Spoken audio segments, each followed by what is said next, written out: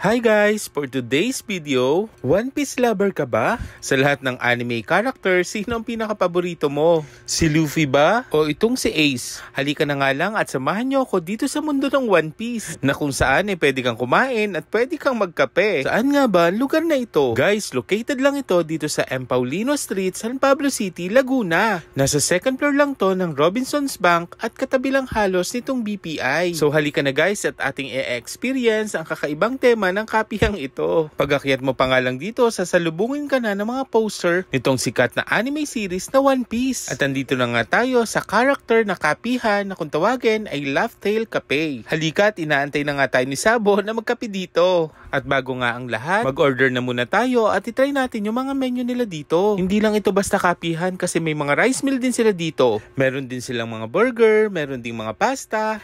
Ikaw na lang bahalang pumili kung ano talagang gusto mo. Dahil coffee lover nga tayo, syempre hindi pwedeng mawala ang kape. Bahala ka na kung mainit or malamig ang gusto mo. Meron din sila dito nitong mga character cake na iba't ibang mga kulay. Nakakatuwa no? At pag umabot nga na 1,000 pesos yung magiging bill mo dito, magkakaroon ka nitong discount card para may points ka sa tuwing kakain ka dito.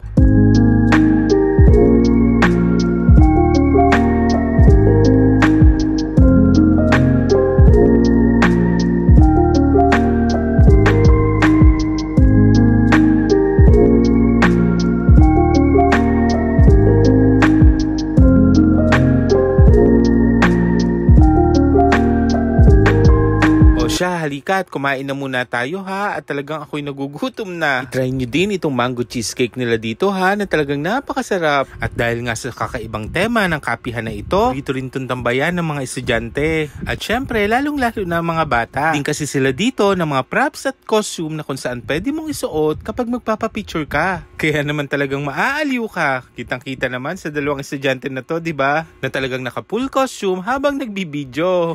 Pero syempre kahit matanda na tayo, hindi pwedeng hindi tayo magpatalo. At eto nga yung entry ko dito ha.